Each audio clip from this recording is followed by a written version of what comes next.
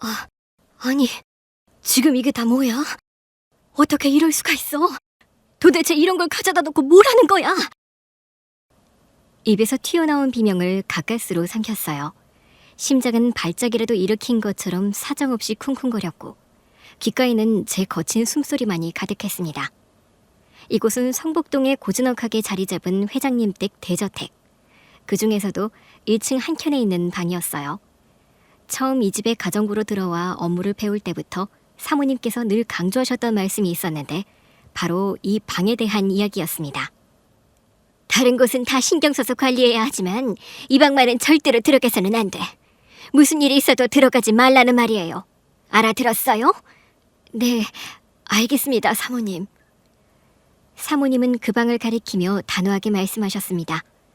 그런 표정은 처음 보았기에 그저 고개를 끄덕였지만 궁금함을 감출 수 없었어요. 대체 왜 청소도 하지 말고 손도 대지 말라는 건지, 이 방에 어떤 게 숨겨져 있기에 이렇게까지 단단히 이르시는 걸까 하고 말이에요. 처음엔 그저 회장님 댁이 특별한 규칙이겠거니 하고 대수롭지 않게 여겼습니다. 하지만 매일 대저택의 곳곳을 쓸고 닦으며 정리하다가 그 방 앞을 지날 때면 알 수 없는 의심과 걷잡을 수 없는 호기심이 생겼습니다.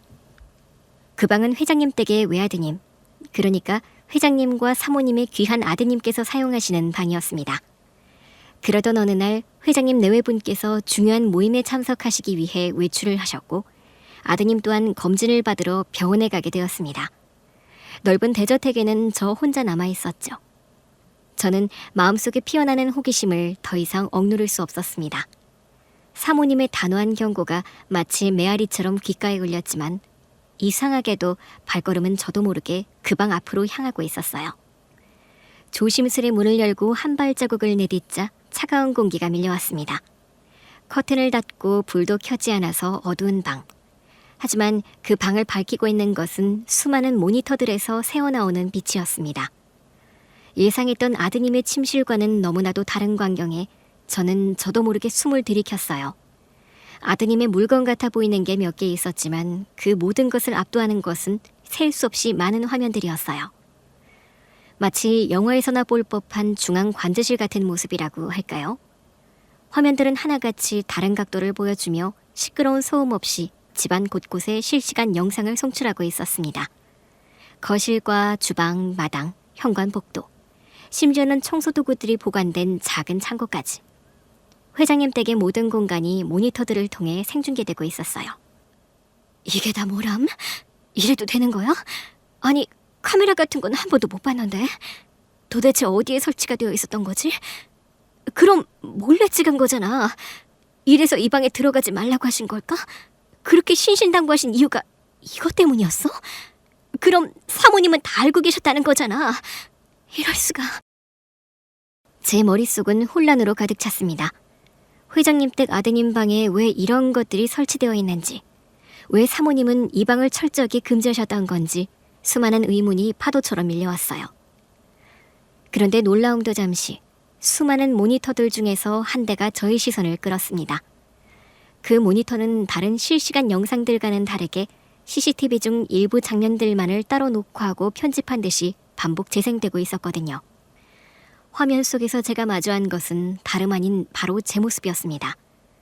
주방에서 설거지를 하거나 빨래를 개키고 있는 제 모습, 그리고 가장 좋아하는 화단에서 싱싱한 꽃들에게 물을 주고 있는 제 뒷모습까지. 저의 일거수일투족을 집중적으로 지켜보며 몰래 녹화하고 저장하고 있다는 것을 알게 되니 너무 섬뜩한 느낌이 들었습니다. 아니, 저건 나잖아. 왜 내 모습이 여기에? 도대체 왜? 이건 말도 안 돼. 왜 나를 찍고 있는 거지? 처음부터 이랬던 건가? 대체 언제부터? 이건 단순한 CCTV가 아니야. 나를 노리고 있는 거잖아. 대체 누가 이런 짓을... 이 방의 주인인 회장님 아드님이? 도대체 왜? 빨리 이 방을 벗어나야 한다고 생각했지만 발이 떨어지지 않았어요. 그저 공포에 질린 채로 그 많은 모니터 속에 저를 바라볼 수밖에 없었고 섬뜩한 상황이 제 정신을 마비시키는 것만 같았습니다. 내가 뭘 한 거지? 이 방에 들어오지 말았어야 했어. 뒤늦은 후회가 파도처럼 밀려왔지만 이미 모든 것은 돌이킬 수 없는 상황. 그런데 바로 그때 방 안쪽에서 휠체어 바퀴에 삐걱거리는 소리가 소름 끼치게 울렸고 그 소리와 함께 그림자처럼 어른거리는 한 청년이 천천히, 아주 천천히 모습을 드러냈어요. 숨조차 제대로 쉬기 어려웠습니다. 그 청년은 다름 아닌 회장님과 사모님의 외아들이었거든요. 아니, 분명히 회장님 내외분도 모임에 가셨고 아드님도 병원에 가신다 했는데 회장님의 아드님은 한 달에 한 번 목요일마다 정기검진이 있었고 그날도 회장님의 전담 기사님께서 아드님을 태워서 병원에 가시는 것을 제가 제 눈으로 직접 확인했었거든요. 그리고 그때까지 기사님과 아드님이 다시 집으로 돌아오는 것을 못 봤는데 눈앞에 아드님이 있다는 게 믿기지가 않았어요. 화들짝 놀라 미동조차 하지 못하고 서 있던 그때 휠체어에 앉은 회장님의 아드님은 놀랍도록 차분한 목소리로 말을 했습니다. 죄송합니다. 놀라게 해서요. 제가 이곳에 있을 줄은 모르셨겠죠? 그제야 저는 제가 얼마나 큰 잘못을 저질렀는지 깨달았어요. 저는 아무런 허락 없이, 그것도 사모님께서 절대 들어가지 말라고 신신당부하셨던 아드님의 방에 무단으로 침입한 상황이었거든요. 얼굴이 화끈거리는 것을 느꼈고 그 어떤 변명도 소용없다는 것을 직감했습니다. 아니에요. 그게 정말 죄송합니다. 제가 죄송해요. 아드님, 아니 도련님, 죄송합니다. 뭐가요? 제가 이 집에서 일을 한 지가 벌써 2달이 넘었는데 도련님 방만 한 번도 청소한 적이 없어서 혹시라도 먼지가 쌓였을까봐 그래서 들어온 건데 정말 죄송합니다. 제가 멋대로 문을 열고 들어와가지고 아이고. 말을 더듬으며 제가 생각해낼 수 있는 가장 그럴듯한 변명을 늘어놓았어요. 거짓말을 하고 있다는 사실에 죄책감을 느꼈지만 그 상황을 보면하기 위해서는 어쩔 수 없다는 생각이 들었지요. 하지만 동시에 그 변명 아닌 변명을 쏟아내면서도 도저히 이해할 수 없는 모니터들에 대해 물어보지 않을 수가 없었습니다. 그런데 도련님, 이 카메라들은 다 뭔가요? 집안에 CCTV가 이렇게나 많이 설치되어 있는 줄은 꿈에도 몰랐어요. 게다가 왜 제 모습이 저렇게 자꾸 나오는 거죠? 마치 저를 계속해서 촬영하고 있는 것만 같아서 너무 당황스럽네요. 혹시 제가 무슨 잘못이라도 했나요? 그래서 감시라도 하시는 건지 뭔지. 도련님은 제 말을 조용히 듣고 있었습니다. 저의 이런 질문을 마치 예상이라도 했다는 듯 아주 담담한 표정으로 제 눈을 쳐다보면서 말을 했는데 저는 그 이야기를 듣고 정말 기절하는 줄 알았습니다. 불쾌하셨다면 정말 죄송합니다. 당연히 그렇게 생각하실 수 있습니다. 하지만 감시한 건 아니에요. 솔직히 말씀드리자면 어떻게 말을 해야 할까요? 그러니까 사실은 제가 박성호 씨와 인연이 있습니다. 뭐라고요? 박성호. 그 이름을 듣는 순간 제 심장이 크게 요동쳤습니다. 그건 다름 아닌 제 남편의 이름이었어요. 이 자리에서, 그것도 회장님의 아드님 입에서 제 남편의 이름이 나올 거라고는 단 한 번도 상상조차 해본 적이 없었거든요. 이 상황이 도저히 이해가 되지 않았습니다. 아주머니의 남편이셨던 분이 고 박성호 씨 맞으시죠? 아드님의 말에 굳은 채로 아무런 말도 할 수 없었어요. 제 남편의 이름이, 그것도 이런 섬뜩하고 불길한 방에서 아드님의 입을 통해 나오다니요. 가슴이 답답하게 조여왔습니다. 박성호 씨와 인연이 있다니, 저게 도대체 무슨 뜻일까? 아마 아주머니께서 저희 집에 처음 오셨을 때부터 이미 모든 것이 운명처럼 정해져 있었을지도 모르겠습니다. 제가 이곳에서 아주머니의 모습을 처음 보았을 때부터 무언가 남다른 인연이라는 걸 느꼈거든요. 지금 대체 무슨 말씀을 하시는지 저는 정말로 모르겠네요. 제발 전부 다 솔직하게 말씀해 주시면 안 될까요? 제가 알아야 하는 것이 있다면 말씀해 주세요. 제 남편의 이름이 왜 도련님의 입에서 나온 걸까요? 도대체 무슨 의미인지 아무리 생각해도 이해할 수가 없었습니다. 혼란스러운 표정으로 휠체어에 앉아있는 아드님을 바라보았는데 그 눈빛은 묘하게 깊고 슬퍼 보였어요. 그렇게 그 시선을 마주하는 순간 제 머릿속 깊은 곳에 봉인되어 있던 오래된 기억의 상자가 열리는 것이 느껴졌습니다. 내 남편, 그 이름에 집중하는 순간 의지와 상관없이 과거의 파편들이 제 의식 속으로 밀려들어오기 시작했습니다. 저는 경상북도 안동의 작은 마을에서 태어났는데 저희 가족은 그리 넉넉지 못했습니다. 하지만 저희 부모님께서는 저희 삼남매를 누구보다 사랑으로 보살피셨어요. 부족함 속에서도 어떻게든 끼니를 때우고 낡았지만 깨끗한 옷을 입히기 위해 고생하셨던 부모님 때문에 집안일을 돕는 것이 제 일과였습니다.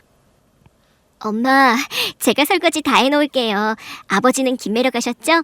제가 얼른 가서 새참 갖다 드릴게요. 아이고, 우리 딸. 우리 수희 덕분에 엄마가 허리 펼 틈이 있네. 고마워. 뭘요? 다 제가 해야 할 일인데요. 저는 부지런한 아이였어요. 고된 하루하루였지만 한 번도 불평한 적이 없었습니다. 오히려 마을 사람들 사이에서는 늘 웃고 다니는 긍정적인 아이로 통했지요. 저 집 딸은 어쩜 저리 해맑을꼬. 어려운 형편인데도 얼굴에는 늘 웃음꽃이 피어있네. 부지런함과 긍정적인 성격 덕분인지 마을 어른들께서는 저를 유독 아끼고 예뻐해 주셨어요. 밭일을 하다가도 제가 지나가면 먹을 것을 챙겨주셨고 저는 그런 마을 사람들의 관심과 사랑 속에서 순수하고 맑게 자랐습니다. 그렇게 고등학교를 졸업하고 성인이 되었어요. 졸업 후에도 저는 여전히 고향을 지키며 농사일을 돕고 틈틈이 잡다한 일을 하면서 돈을 모았습니다. 그러던 어느 날 마을에 낯선 외지인 한 명이 찾아왔는데 박성호라는 이름을 가진 젊은 청년이었습니다. 농촌 봉사활동을 하러 왔다는 그의 첫인상은 차분하고 과묵했습니다. 잘생긴 외모에 단정한 옷차림, 그리고 늘 예의 바른 태도. 마을 사람들은 처음 보는 도시 총각에게 호기심을 보였습니다. 저 젊은 총각은 뭐 땜시 이런 시골까지 와서 힘든 일을 사서 할꼬. 작게 빠졌네 그려. 서울 분이신데 농하러 왔다가 저희 마을 풍경에 반해서 조금 더 머물기로 했대요. 저는 그이에게 호기심을 느꼈습니다. 그 남자는 다른 봉사자들과는 다르게 묵묵히 제 몫을 해냈고 허드렛 일도 마다하지 않았거든요. 그리고 항상 주변 사람들을 먼저 챙기는 사람이었어요. 그 모습에 마음이 점점 끌리는 것을 느꼈고 농사일을 도우며 마주칠 때마다 짧은 대화를 나누곤 했습니다. 그 남자 역시도 솔직하고 밝은 제 모습에 매력을 느꼈던 것 같아요. 힘드시죠? 물 한 모금 하세요. 이 마을에는 일이 참 많네요. 원래 농촌이 그렇죠 뭐. 그런데 성우 씨는 도시에서 이런 일 해본 적도 없으실 텐데 너무 잘하시는 것 같아요. 기와장도 잘 어울리고 허드렛 일도 마다하지 않고 힘드실 텐데도 늘 웃으시네요. 제가요? 사실은 힘들지만 수희 씨가 옆에서 열심히 하시는 거 보면 저도 모르게 힘이 납니다. 수희 씨는 정말 멋진 분이세요. 그의 한마디 한마디는 제 마음에 잔잔한 파동을 일으켰습니다. 그렇게 봉사기간이 끝나고 그가 서울로 돌아가게 되었을 때 저는 말할 수 없는 아쉬움을 느꼈어요. 그런데 그때 그이가 제게 진심을 담은 고백을 했습니다. 수희 씨, 사실 제가 이곳에 온 건 봉사활동 때문이었지만 여기서 지내며 제가 원하는 게 뭔지 알게 되었어요. 항상 따뜻하고 소박한 가정을 꾸리는 것이 꿈이었거든요. 그리고 수희 씨를 만나고 확신했습니다. 제 미래를 함께할 사람은 바로 수희 씨라는 것을요. 수희 씨, 저와 결혼해 주시겠어요? 제가 수희 씨를 행복하게 해드릴게요. 갑작스러운 그의 청혼에 놀랐지만 제 마음은 이미 그에게로 향해 있었습니다. 하지만 부모님께서는 외지에서 온 청년을 선뜻 받아들이지 못하고 걱정을 하셨어요. 너를 도시로 데려가서 어떻게 먹여 살릴지 나는 걱정만 앞선다. 아버지, 성우 씨는 누구보다 착실하고 책임감 강한 사람이에요. 저를 행복하게 해줄 거라고 약속했어요. 저희를 믿어주세요. 부모님을 설득한 뒤 저희는 소박하지만 따뜻한 결혼식을 올렸습니다. 마을 사람들이 모두 모여 저희의 앞날을 축복해 주었지요. 그 어떤 화려한 예식장보다 따뜻한 마음들이 모인 그 결혼식이 참 소중하게 느껴졌어요. 그렇게 남편과 저는 새로운 시작을 위해 서울로 올라갔고 서울 변두리에 작은 방을 얻었습니다. 정말 작은 공간이었지만 저희 둘에게는 더없이 소중한 신혼 보금자리였습니다. 남편은 작은 회사에 취직했고 저는 살림을 도맡았어요. 외벌이어서 돈은 빠듯했지만 우리는 서로의 존재만으로도 행복했습니다. 여보, 조금만 더 고생하자. 내가 꼭 성공해서 당신 호강시켜줄게. 우리 행복하게 살자. 여보가 옆에 있으면 전 그것만으로도 행복한데요, 뭐. 아, 배고프죠? 얼른 밥 먹어요. 그때는 정말 모든 것이 아름다웠어요. 그리고 결혼 2년 만에 저희에게 더없이 소중한 아들이 태어났습니다. 아이를 품에 안았을 때 그 기분은 정말이지 세상을 다 얻은 듯했어요. 남편도 아들을 품에 안고 밤새도록 아들의 이름을 부르며 행복해했거든요. 남편의 얼굴에 그렇게 환한 미소가 피어난 것을 본 적이 없었습니다. 여보, 우리 아들 너무 잘생겼지? 나 무슨 일 있어도 우리 가족을 지킬 거야. 세상에서 가장 좋은 아빠, 남편이 될게. 꼭 성공해서 우리 가족 행복하게 해줄게. 저희는 아들을 바라보며 행복한 가정을 꾸렸어요. 셋이 함께 꿈을 꾸고 그 꿈을 향해 나아가려 애를 썼습니다. 그렇게 성실하게 열심히 살아가면 밝은 미래가 저희를 기다릴 것이라고 굳게 믿었는데 행복은 참으로 짧았습니다. 어느 날 남편이 초췌한 모습으로 집에 돌아왔거든요. 얼굴은 창백했고 눈은 심하게 충혈되어 있더라고요. 도대체 무슨 일이냐고 물어도 좀처럼 입을 열지 못하던 남편의 입에서 겨우겨우 나온 말은 친구의 빚보증을 잘못 써주었다는 것이었어요. 게다가 그 친구는 잠적했고 남편 앞으로 갚을 수 없을 정도의 어마어마한 빚이 남겨져 있었습니다. 여보, 미안해. 정말 죽을 죄를 지었어. 내가 우리 가족을 다 망쳤어. 여보, 무슨 소리예요? 말도 안 되는 소리 하지 마요. 당신 잘못 아니에요. 친구가 배신한 거지. 우리가 헤쳐나갈 수 있어요. 혼자 힘들어하지 말아요. 남편은 그 빚을 갚기 위해 온갖 망리를 다했습니다. 날품을 팔고 택배 상하차 일을 하고 밤에는 대리운전까지 했어요. 정말 잠자는 시간도 줄여가며 몸이 부서져라 일을 했습니다. 밥 먹을 시간도 없어 주먹밥으로 끼니를 때우고 겨우 집으로 들어오면 피곤해져러 그대로 쓰러지는 생활. 남편의 몸은 점차 상처투성이가 되었고 얼굴은 해골처럼 변해갔습니다. 그 당시 그런 남편의 모습을 지켜보는 것 자체가 지옥 같았지만 차마 남편에게 쉬라고 말할 수가 없었어요. 그 빚의 무게가 얼마나 무거운지 잘 알고 있었으니까요. 그런데 그때 그렇게 말을 했었어야 했나 봅니다. 이렇게 사는 건 정말 사는 게 아니라고, 이렇게 살면 안 된다고 말렸어야 했어요. 빚을 갚기 위해 몇 년 동안 온갖 망리를 하며 고군분투하던 남편이 어느 날 갑작스러운 사고로 세상을 떠나고 말았습니다. 하지만 그 당시 저에게는 남편을 잃은 슬픔에 잠겨있을 시간조차 허락되지 않았습니다. 상속 포기를 하며 빚은 떠맡지 않게 되었지만 어린 아들을 보며 정신을 차려야 했거든요. 식당 주방 보조부터 청소일, 밤에는 공장 야간 근무까지 말 그대로 몸이 부서져라 일을 했습니다. 그러던 어느 날 제가 오랫동안 알고 지내던 언니가 제게 조심스럽게 이야기를 꺼내는데 성북동에 있는 어떤 회장님 댁에서 가정부를 구한다는 거였어요. 언니는 제가 성실하고 믿음직스럽다며 적극 추천을 해주었습니다. 사실 너무나 저택에 가서 일을 한다는 것이 부담스러웠지만 다른 일을 다 줄여도 될 만큼 넉넉한 월급을 준다는 말에 면접을 보러 갔고 감사하게도 합격을 했습니다.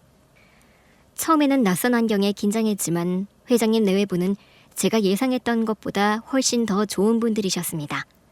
특히 사모님은 깐깐하고 청결과 예절에 민감하시긴 했지만 속 깊은 분이셔서 따뜻한 말 한마디를 건네주시곤 했거든요.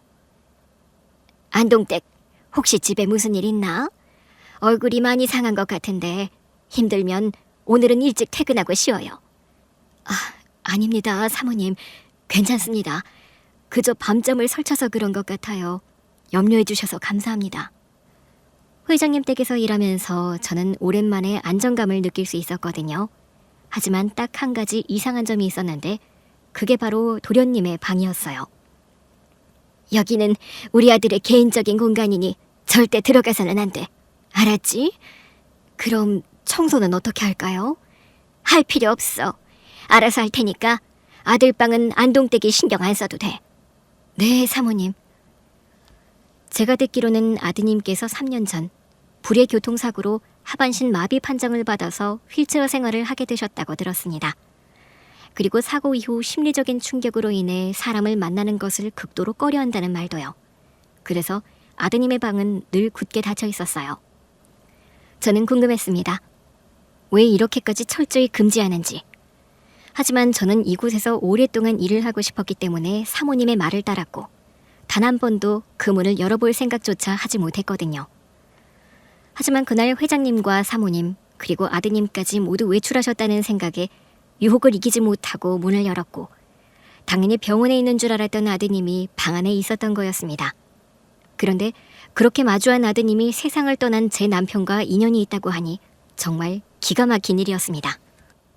박성호 씨와 인연이라니 도대체 무슨 말인지 저는 모르겠네요. 남편이 도련님이나 회장님, 사모님에 대해 언급했던 적이 없었거든요. 인연이 있었다면 제가 모를 리가 없어요. 우리 남편은 저한테 숨기는 게 없었으니까. 모든 걸 다 말하는 사람이었으니까요. 그러자 도련님은 길게 숨을 들이쉬며 이야기를 하기 시작했습니다. 사실 몇 년 지난 일입니다. 제가 아주 큰 사고를 당했다는 거 혹시 들으셨나요? 그런데 그때 저를 용감하게 구해준 분이 계셨어요. 그분은 그냥 지나가셔도 되는 상황이었는데도 저를 구하느라 큰 희생을 감수하셨습니다. 도련님의 말에 저는 숨을 들이켰습니다. 나를 구해준 사람? 큰 희생을 감수했다고? 그런 표정을 읽었는지 도련님은 제 눈을 보면서 조심스럽게 이야기를 이어갔습니다. 제가 말하려는 걸 어렴풋이 짐작하고 계실지도 모르겠네요. 그때 사고를 당한 사람은 저였는데 그런 저를 구해주신 분이 바로 박성호 씨입니다. 아주머니의 남편 되시는 분이었죠. 도련님의 입에서 다시 제 남편의 이름이 나왔습니다. 처음엔 믿을 수가 없었어요. 그럴 리가. 3년 전 갑작스럽게 일어난 사고. 남편이 당한 사고에 대해서 경찰은 불운한 2차 사고라고 설명했습니다. 남편이 누군가에게 도움을 주려다 변을 당했다는 말이었어요. 당시 너무나 큰 슬픔에 잠겨 경황이 없었던 저는 깊게 캐물을 힘조차 없었습니다. 그러니까 남편이 왜 누군가를 도왔다고 하는데 그 사람이 누구인지 만나지도 못했었고요. 그런데 말을 들어보니 그 당시 남편이 도운 사람이 도련님이었다는 거였어요. 지금 도련님께서 말씀하시는 그 사고가 혹시 몇 년 전에 제 남편이 세상을 떠나게 되었던 그 교통사고 말씀하시는 거죠? 같은 사고 현장이었다고요? 그게 정말인가요? 목소리가 제대로 나오지 않았습니다. 도련님은 제 말을 듣고 고개를 끄덕였는데 그 눈빛은 동정과 슬픔으로 가득 차 있었어요. 하지만 그 와중에도 마치 저의 혼란을 이해한다는 듯 차분하게 그날의 이야기를 들려주었습니다. 맞습니다. 정확히 3년 전이었습니다. 저는 그날 운전대를 잡고 있었어요. 평소처럼 드라이브를 나갔다가 한순간의 실수로 중앙분리대를 들이받고 정신을 잃었던 것 같아요. 차는 순식간에 아수라장이 됐고 연기가 피어오르기 시작했습니다. 시동은 꺼져버렸고 문도 열리지 않았었죠. 꼼짝없이 차 안에 갇혀서 정말 이렇게 모든 게 다 끝나는 건가 그렇게 생각을 하고 있었는데. 도련님은 말을 이어가기가 힘든지 잠시 숨을 고르는 것 같았는데 얼굴에는 그날의 공포가 생생하게 남아있는 듯 보였어요. 그때였어요. 어디선가 나타난 차량 한 대가 제 차 뒤에 멈춰섰는데 그 차를 운전하던 운전자분이 제 차로 달려오셨어요. 연기가 자욱하고 불이라도 날 것 같은 상황이었는데 그분은 망설임 없이 저에게 다가오셨죠. 사실 정신을 거의 잃은 상태였지만 희미하게 남아 그분의 모습이 기억이 나요. 조금만 더 늦었더라면 생각하고 싶지가 않네요. 아무튼 그분이 힘겹게 저를 차 밖으로 끌어내셨습니다. 이미 차량 내부에서는 타는 냄새가 나고 있었고 의식이 흐릿한 상태에서도 이대로는 안 된다, 여기서 불이 나면 모두 위험하다고 생각을 했었거든요. 그분은 저를 도로 밖 안전한 곳으로 옮겨주었습니다. 아마 차에서 내려 저한테 다가오면서 119에 신고를 해준 분도 그분이었을 겁니다. 도련님이 말하는 그분이라는 사람이 제 남편이라는 사실, 가슴속에서 뜨거운 불덩이가 치밀어 오르는 것 같았습니다. 그분은 저를 구출하신 뒤에도 위험을 무릅쓰고 2차 사고를 막기 위해 애쓰셨습니다. 자신의 차량 비상등을 켜고 트렁크를 열어서 뒤따라오는 차들에게 사고 수습 중임을 알리려고 하셨죠. 저는 구출된 뒤 의식이 흐릿한 채로 그 마지막 모습을 보았던 것 같습니다. 그런데 그만. 도련님의 목소리가 떨리기 시작했는데 그 순간을 상상하자 마치 심장을 도려내는 듯한 고통이 느껴졌습니다. 그런데 그만 저를 구해주신 분이 뒤에서 미처 그걸 보지 못하고 달려온 다른 차에 의해 2차 사고를 당하셨습니다. 현장에서 바로 떠나셨다고 정말 나중에 들었어요. 도련님은 더 이상 말을 잇지 못하고 고개를 떨구었습니다. 그 어깨는 미세하게 떨리고 있었고 제 눈에서는 뜨거운 눈물이 하염없이 흘러내렸어요. 남편의 죽음을 둘러싼 모든 퍼즐이 맞춰지는 순간 정말 왜 우리 가족에게 이런 일이, 불운한 사고인 줄 알았던 남편의 행동에 이렇게나 깊고 아픈 진실이 숨겨져 있었다니 제 가슴이 찢어지는 듯 아팠습니다. 그러면 사고로 도련님께서는 다리에... 저는 목이 메어 다음 말을 잇지 못했고 도련님은 제 눈을 피하며 자신의 다리를 바라보았습니다. 네, 저는 그 교통사고로 다리를 심하게 다쳐서 하반신 마비 판정을 받았습니다.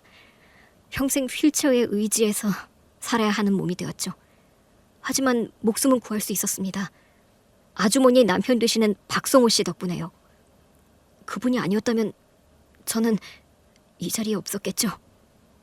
어떻게 그 고귀한 생명을... 어떻게... 저는 그저 말없이 눈물만 흘릴 수밖에 없었어요. 저희 남편은 마지막 순간까지 저와 아들을 위해 열심히 살았고 심지어 아무 연고도 없는 사람의 목숨까지 구하고 세상을 떠났던 것이었습니다. 저희 남편은 죽는 순간까지도 누군가를 살린 의인이었는데 그 사실은 자랑스러우면서도 한없이 가슴 아픈 진실이었습니다. 저는 병원으로 옮겨져 치료를 받았습니다. 의식이 돌아왔을 때 저는 제가 살았다는 사실보다 저를 구해준 그분이 어떻게 되셨을까, 그분이 무사하셨기를 하는 생각뿐이었습니다. 의식이 희미한 상태에서도 저를 차에서 꺼내주고 구해준 사람이 있었다는 걸 또렷하게 기억하고 있었으니까요. 저는 병원에서 회복을 한 뒤 사실 그때부터 저를 구해주신 분을 수소문했습니다. 제 모든 인맥을 동원해서 그분을 찾았던 거예요. 아드님은 자신의 주먹을 꼭 쥐며 말을 했는데 그 목소리에서는 죄책감과 고통, 그리고 깊은 감사의 마음이 느껴졌습니다. 그리고 마침내 제 생명의 은인이 아주머니의 남편이셨다는 것을 알게 되었습니다. 조사 결과 사고 당일 아주머니의 남편은 비 때문에 막노동을 하시다가 우연히 제 사고 현장을 목격하고 달려오셨다고. 그렇게 제가 살아남은 대가로 그분은 소중한 생명을 잃으셨다는 것을 알게 되었어요. 도련님의 고백은 마치 비수처럼 제 심장을 꿰뚫었습니다. 남편의 희생으로 아드님이 살아났다는 사실이 너무나도 잔인하게 다가왔거든요. 어떻게든 그 은혜를 갚아야 한다고 생각했습니다. 하지만 이미 너무 늦어버렸더군요. 제가 살아남은 것이 오히려 그분에게는 너무나 큰 비극이었다는 사실이 저를 끝없이 괴롭혔습니다. 그때부터 저는 매일 밤 죄책감에 시달렸어요. 도련님은 고통스러운 듯 자신의 휠체어를 힘없이 움켜쥐었습니다. 그러다 거짓말처럼 아주머니께서 저희 집에 가정부로 오셨던 거예요. 처음 아주머니를 뵙는 순간 아주머니의 모습에서 그분의 모습을 보았어요. 뭔가 깊은 인연이 느껴졌고 그래서 저는 아주머니를 지켜보았습니다. 어떻게 은혜를 갚아야 할지, 어떻게 하면 아주머니와 아드님께 제가 진 빚을 조금이나마 갚을 수 있을지 매일 고민했어요. 그때 모든 것이 명확해지더라고요. 회장님 아드님이 어떻게 제 남편의 이름을 알았는지, 그리고 왜 이 방에 수많은 CCTV 모니터가 설치되어 있었는지, 왜 저의 모습이 녹화되고 있었는지 모든 것이 연결되는 순간이었습니다. 저라는 사람의 존재가 아드님에게는 과거의 기억이자 죄책감의 상징이었던 거였지요. 그 자리에 서서 한없이 흐르는 눈물을 닦지도 못한 채 도련님의 모습을 마주볼 수밖에 없었습니다. 제 남편의 희생, 그리고 그 희생의 대가로 살아남은 도련님. 이 잔인한 운명의 장난 앞에 저는 그저 고통스러울 따름이었습니다. 아주머니의 남편 되시는 고 박성호님, 덕분에 제가 살 수 있었습니다. 제가 살아남은 것이 오히려 그분에게는 너무나 큰 비극이었다는 사실이 저를 끝없이 괴롭혔습니다. 그런데 아주머니께서 저희 집에 가정부로 오신 거였어요. 도련님의 말에 한동안 그 자리에 멍하니 서 있었습니다. 제 남편의 희생으로 도련님이 살아남았다는 사실, 그리고 제가 이곳에 오게 된 것이 단순한 우연이 아니었다는 사실이 믿을 수 없을 정도로 잔인하게 다가오면서도 한편으로는 묘한 기시감으로 제 가슴을 울렸습니다. 그런데 그러면 이 CCTV들은 다 어디에 쓰는 건가요? 제가 너무나 혼란스러워서. 떨리는 목소리로 겨우 질문을 던졌는데 도련님은 제 질문을 이해한 듯 다시 고개를 들어 방안을 가득 채운 모니터들을 바라보았습니다. 네, 이제부터가 제가 아주머니께 진심으로 용서를 구해야 하는 것이죠. 아주머니께서 불쾌하고 섬뜩하다고 느끼셨다는 것을 너무나 잘 알고 있습니다. 그 부분에 대해서는 제가 어떤 변명을 해도 부족할 거예요. 다시 한번 죄송합니다. 도련님은 진심으로 사과하는 듯 보였는데 그 목소리에는 후회와 함께 어떤 간절함이 담겨 있었어요. 아주머니께서 저희 집에 오신 후부터 저는 이 방에서 아주머니를 지켜보기 시작했습니다. 제가 사고 후유증으로 사람들과의 소통을 끊고 스스로를 고립시키며 살고 있을 때였죠. 저를 구해준 그분의 가족, 아내인 아주머니께서 매일 아침 제 눈앞에 나타나셨던 거예요. 도련님은 잠시 말을 멈추고 깊은 한숨을 내쉬었습니다. 그분은 저의 눈을 피하지 않고 마주보며 솔직하게 고백을 했어요. 처음에는 그저 저를 구해주신 그분의 가족이니 아주머니가 어떤 분이실지 궁금했습니다. 그래서 궁금증에 이 CCTV를 통해 아주머니의 모습을 지켜보기 시작했는데 아주머니는 매일 변함없이 따뜻하고 성실한 모습이셨어요. 이 넓은 집안 구석구석을 깨끗하게 정리하시면서도 늘 저희 부모님께, 아니 저희 가족에게 따뜻하게 진심으로 대하셨습니다. 식사하실 때마다 저희 가족의 건강을 먼저 챙겨주시고 안부를 물어보셨죠. 다 알고 있어요. 정말로요. 도련님의 말은 저의 얼어붙은 마음을 서서히 녹이는 듯 했습니다. 그동안 이 집에서 행했던 작은 행동들 하나하나가 도련님의 눈에 담겨 있었다는 사실에 묘한 기분이 들었어요. 아주머니께서는 제가 이렇게 폐쇄적으로 지내는 동안에도 늘 제 방 앞에 와서 조용히 저의 안부를 묻거나 작은 배려를 해주셨어요. 혹시 불편한 곳은 없으세요? 식사는 잘 하셨는지요? 같은 사소한 말 한마디였지만 그 말들이 저에게는 세상과의 유일한 연결고리처럼 느껴졌습니다. 카메라를 통해 아주머니의 모습을 볼 때마다 제 마음에 조금씩 온기가 스미는 것을 느꼈어요. 도련님의 고백은 진심으로 느껴졌고 그렇게 어렴풋한 기억 속에 남아있던 아드님의 냉담한 이미지가 서서히 바뀌기 시작했어요. 도련님은 상상 이상의 깊은 고통과 외로움 속에 갇혀 있었던 것이었습니다. 아주머니의 밝고 성실한 모습은 죽어가는 제 삶의 한 줄기 빛 같았습니다. 어느 순간부터 저는 단순한 호기심을 넘어 아주머니를 통해 세상을 다시 마주보고 싶은 용기를 얻기 시작했거든요. 아주머니는 모르셨겠지만 힘들 때마다 이곳에서 카메라를 통해 아주머니를 바라보며 위안을 얻고 있었습니다. 불쾌하게 들리실 수 있겠지만 아주머니는 제가 다시 삶을 살아야 할 이유 같은 존재가 되어주고 계셨어요. 그 말은 충격적이었지만 동시에 이해할 수 있었습니다. 아, 이곳에서 단순히 돈을 벌기 위해 일했던 것이 아니구나. 도련님한테 내가 빛과 같은 존재였다니. 그의 고백은 저의 마음속 깊은 곳을 울렸어요. 도련님은 CCTV를 설치한 이유가 감시가 아닌 자신을 구원한 남편의 가족에게 보답하려는 마음과 따뜻한 위로, 그리고 지켜주고 싶은 마음에서 비롯되었다는 걸 설명했어요. 솔직히 저의 어리석은 방법으로 아주머니께 접근한 것을 깊이 반성하고 있습니다. 아주머니께서 얼마나 놀라고 무서우셨을지 충분히 이해합니다. 제가 용기가 없었어요. 직접 마주하고 이야기할 용기가 없었습니다.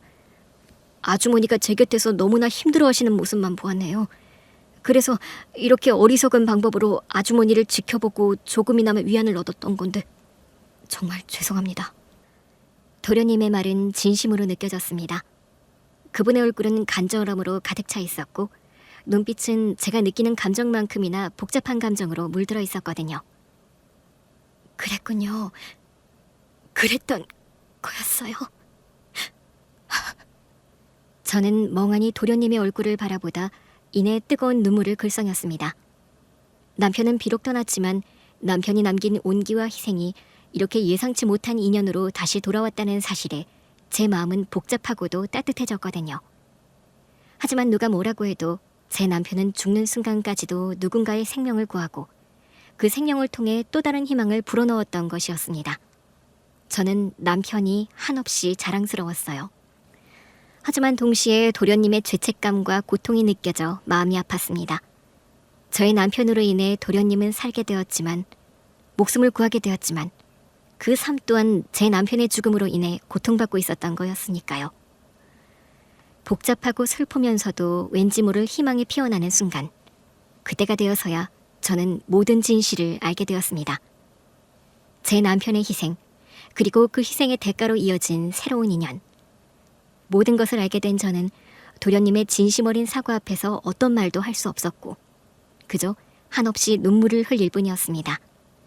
제 남편의 희생과 그 희생으로 이어진 알 수 없는 인연. 이 모든 것이 저의 가슴을 먹먹하게 만들었고 도련님은 제 눈물을 보며 연신 고개를 숙여 사과를 했어요. 아주머니, 제가 너무나 큰 실수를 저질렀습니다. 아주머니께는 정말 죄송하다는 말씀밖에 드릴 수 없습니다. 저의 어리석고 이기적인 방법으로 아주머니의 마음을 불안하게 한 거 진심으로 사과드립니다.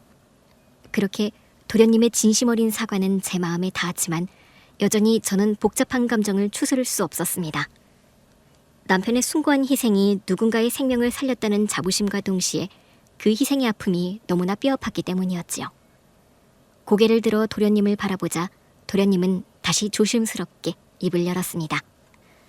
이 모든 것을 말씀드린 이유는 이제는 아주머니와 아드님께 제가 그리고 저희 가족의 진 빚을 조금이나마 갚고 싶다는 간절한 마음 때문입니다. 부디 저희의 진심을 헤아려 주시면 감사하겠습니다. 저는 어떤 대답도 할 수 없었고 그저 눈물을 흘릴 뿐이었습니다. 하지만 도련님은 더 이상 저에게 무엇을 강요하지 않고 조용히 휠체어를 돌려 방문을 나섰어요. 저는 한참을 그 방에 혼자 서서 과거와 현재가 뒤섞인 생각에 잠겼습니다. 그리고 얼마 후 회장님과 사모님께서 저를 정식으로 2층 응접실로 초대하셨습니다. 격식을 갖춘 자리였지요. 그런 자리가 처음이라 저는 긴장한 채 응접실 문을 열었습니다. 응접실 테이블에는 따뜻한 차가 준비되어 있었고 회장님과 사모님 그리고 아드님까지 모두 저를 기다리고 있었습니다. 사모님께서는 평소와는 달리 더욱 정중하고 엄숙한 태도로 저를 맞이해 주셨어요. 안동댁, 앉으세요. 편안하게 앉아서 이야기 나누었으면 좋겠네요. 네, 사모님. 조심스럽게 의자에 앉고 나니 사모님께서는 제게 따뜻한 차 한 잔을 건네셨습니다. 안동댁, 사실 우리 아들이 모든 것을 저와 회장님께 말씀드렸어요.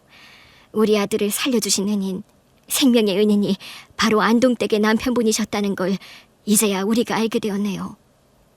우리는 그저 안동댁에게 감사한 마음뿐이었어요. 안동댁은 잘 모르겠지만 우리가 감히 이런 은혜를 입고 있었다는 사실에 우리 부부는 어찌할 바를 모르겠네요. 사모님의 목소리는 떨리고 있었고 그 눈에는 이미 눈물이 그렁그렁 맺혀 있었어요. 저 역시도 그동안 사모님께 받았던 따뜻한 배려들을 떠올리게 되었고 제 마음도 울컥했습니다. 그렇게 억지로 눈물을 참는 사이 회장님께서 낮은 목소리로 말씀을 하셨어요. 우리 아들이, 아니 이 못난 녀석이 제 명주를 지키고 이 자리에 있을 수 있었던 것이 바로 남편분 덕분이었다니 우리가 어찌 이 은혜를 갚아야 할지 이렇게 귀한 분을 제가 몰라보고 정말 면목이 없습니다. 회장님은 평소처럼 냉철한 사업가의 모습이 아니었습니다. 그분은 한 명의 아버지로서 아들의 생명을 구해준 은인의 가족에게 진심으로 감사하는 모습이었어요. 그 진심 앞에서 저는 그동안 쌓아왔던 모든 슬픔과 서러움이 터져나오듯 눈물을 쏟고 말았습니다. 아니에요. 회장님, 사모님, 그리고 도련님. 제 남편은 그저 자기가 해야 할 일을 했을 뿐이에요. 아마 다른 누구라도, 어떤 사람이라도 그렇게 행동했을 거잖아요. 저는 그저 이런 말씀, 아니, 이렇게 저에게 진심으로 말씀해 주셔서 정말 감사해요. 사실 남편이 구했다는 그 누군가가 궁금했었지만 먼저 찾으려고 하지 않았어요. 그저 어딘가에서 잘 살고 있기를, 내 남편의 희생이 헛되지 않게 잘 지내고 있기를 바랐거든요. 그런데 이렇게 말씀을 해주시니 남편이 누군가를 살린 의인으로 기억되고 그 가족들이 저에게 이런 진심을 전해준다는 사실이 제 아픈 마음을 조금이나마 위로해 주었습니다. 그리고 그날 제 인생을 송두리째 바꿀 엄청난 일이 일어났습니다. 회장님과 사모님께서 감사의 의미로 저에게 회장님 회사에서 운영하는 자회사 카페의 점장직을 제안하셨거든요.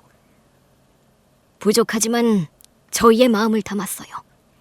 남편분께서 저희 아들을 위해 희생하셨으니 저희도 할 수 있는 모든 것을 해드리고 싶습니다. 이 카페는 저희 회사에서 아끼는 자회사 중 하나입니다. 맡아만 주신다면 저희도 안심하고 맡길 수 있을 것 같네요. 그 말을 듣는 순간 너무나 놀라서 말문이 막혔습니다. 가정부 생활을 하는 저에게 점장이라니 감히 상상조차 해본 적이 없었거든요. 아니, 회장님, 제가 어떻게... 저는 이런 큰 자리를 감당할 수 없을 것 같아요. 고작 부엌일과 잡일, 가정부 생활만 해온 제가. 저는 손사래를 치며 극구 사양했지만 사모님께서 제 손을 잡고 따뜻한 미소를 지어 보이셨습니다. 겸손한 말씀 마세요. 내가 안동댁을 2달 넘게 보면서 얼마나 성실하고 책임감 있는 사람인지 그 누구보다 잘 알고 있으니까요. 이 집을 관리하는 솜씨만 봐도 알 수 있잖아요. 충분히 해낼 수 있으니까 우리의 진심을 받아주세요. 그뿐만이 아니었습니다. 회장님께서는 성북동 인근에 있는 주택을 구매하여 저와 아들이 살게 해주겠다고 하셨어요. 더 이상 월세방을 전전하지 않아도 되고 아들에게 안정된 보금자리를 마련해 줄 수 있다는 생각에 제 가슴은 벅차올랐습니다. 믿기지 않지만 더 이상 가정부가 아닌 새로운 인생을 살 수 있는 기회가 저에게 주어진 것이었어요. 모든 것이 마치 꿈만 같았습니다. 처음에는 사양했지만 회장님의 아드님이 휠체어에 앉아 저를 향해 진심으로 고개를 숙이며 말했습니다. 부디 받아주세요. 이건 저뿐만 아니라 저희 가족 모두의 마음이에요. 저에게 생명을 다시 주신 은혜에 비하면 아무것도 아니죠. 저희 가족 모두가 아주머니와 아드님의 행복을 바라고 있거든요. 꼭 받아주시면 좋겠습니다. 도련님의 간절한 눈빛을 마주하자 저는 더 이상 거절할 수 없었습니다. 삶이 이렇게까지 변화할 수 있다는 사실, 그저 감사함에 북받쳐 눈물을 흘리면서 고개를 끄덕였어요. 감사합니다. 회장님, 사모님, 도련님, 정말 감사합니다. 이 은혜를 평생 잊지 않겠습니다. 정말이에요. 결국 눈물을 흘리며 주신 제안들을 감사하게 받겠다고 말씀을 드렸네요. 그리고 몇 달 후, 저는 회장님 회사의 자회사 카페의 점장으로 일하며 새로운 삶을 살게 되었습니다. 깨끗하고 아늑한 공간, 따뜻한 커피향이 가득한 카페에서 저는 손님들을 맞이하며 즐겁게 일을 했습니다. 저는 가정부로 일할 때의 성실함과 꼼꼼함을 바탕으로 카페를 운영했고 저의 밝은 미소가 손님들에게 좋은 인상을 주었던 것 같아요. 그렇게 열심히 사는 동안 제 아들 역시도 달라진 환경에서 마음을 잘 잡으며 성실하게 공부를 했습니다. 우리 아들은 감사하게도 원하던 대학에 합격하여 이제 막 자립을 준비하고 있거든요. 아들이 참 자랑스럽습니다. 당연하게도 성북동 회장님 가족과는 여전히 좋은 관계를 이어가고 있네요. 사모님께서는 가끔 카페에 들러 따뜻한 격려를 아끼지 않으셨고 도련님 또한 할 수 있는 일을 찾았는데 연구를 한다고 들었습니다. 그리고 매년 남편의 기일이면 아들과 남편의 묘소에 갔거든요. 그런데 그때마다 늘 회장님과 사모님, 도련님이 함께해 주었습니다. 그분들은 남편의 묘비 앞에서 진심으로 고개를 숙여 감사와 추모의 마음을 전했어요. 남편의 숭고한 희생이 결국 또 다른 생명을 살리고 저와 아들의 미래를 이렇게나 밝혀주었다는 사실에 저는 마음 깊이 감사했습니다. 이제 더 이상 과거의 아픔에 갇혀있지 않습니다. 남편의 헌신적인 사랑과 희생이 제 삶을 완전히 바꿔놓았다는 사실을 깨달았거든요. 이 모든 것에 감사하며 제 삶은 남편의 온기와 사랑으로 채워진 새로운 시작이자 내 마음에 살아 숨쉬는 남편과 동행하는 길이라고 생각합니다.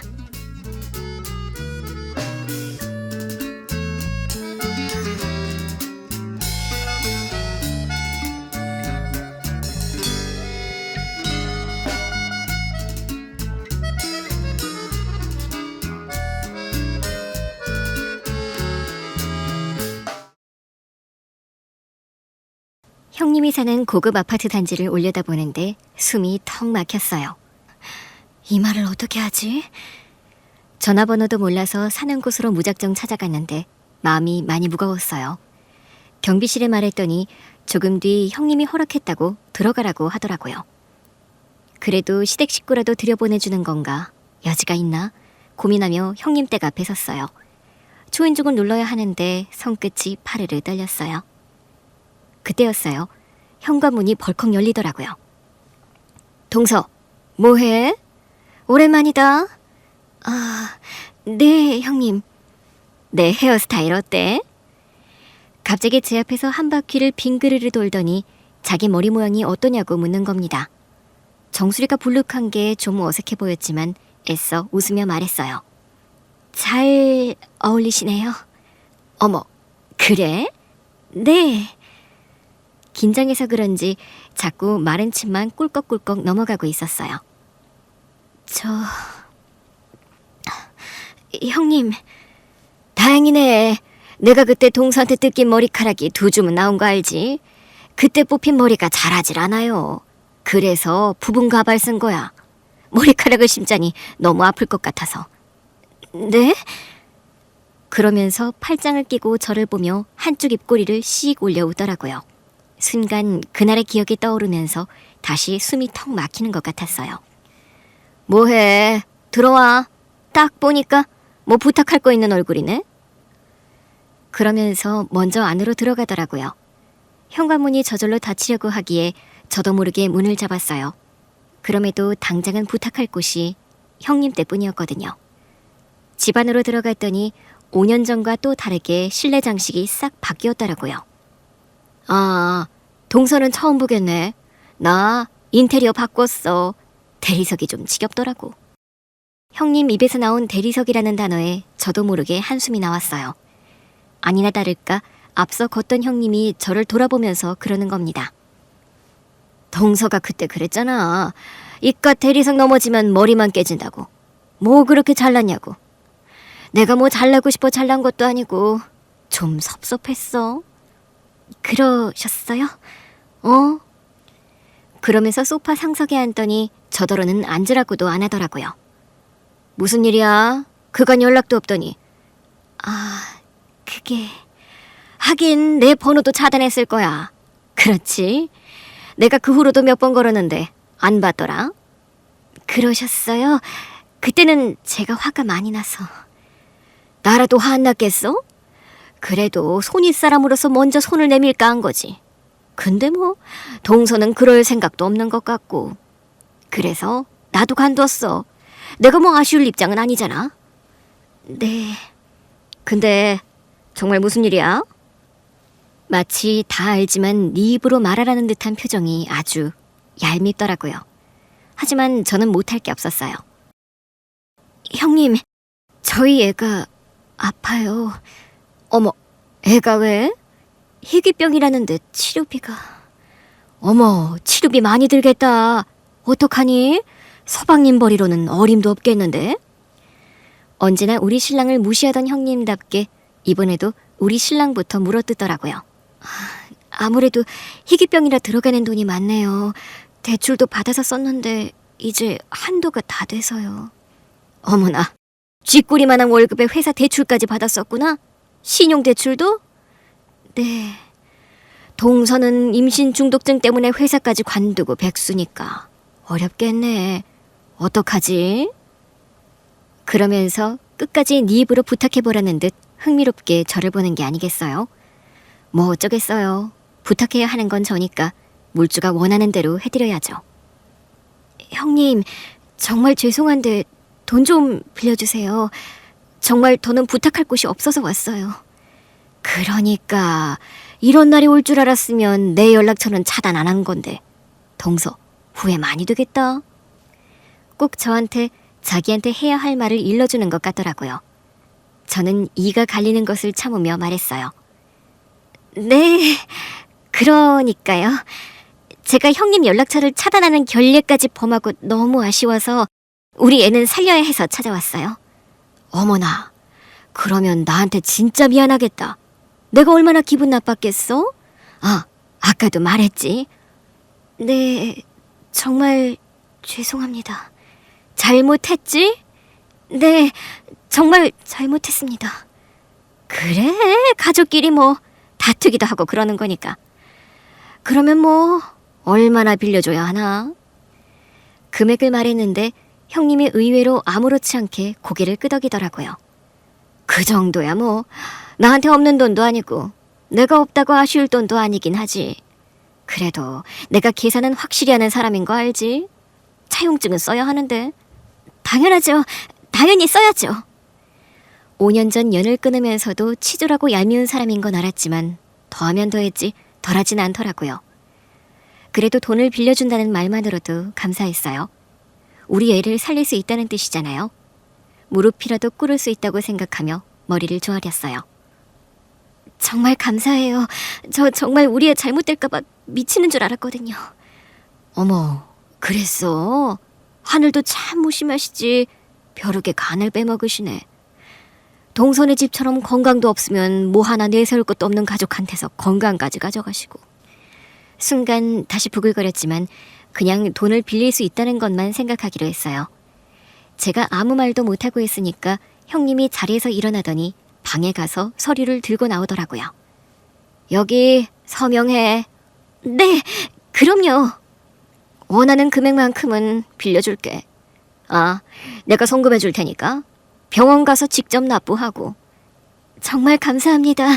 제가 정말 이 은혜는 평생, 아니, 당장이라도 와서 청소라도 할게요. 뭘 그렇게까지. 서명이나 해. 무릎이라도 꿇릴 줄 알았던 형님이 의외로 상식적으로 나오더라고요. 지푸라기라도 잡는 심정으로 찾아온 건데 오길 잘했다 싶었어요.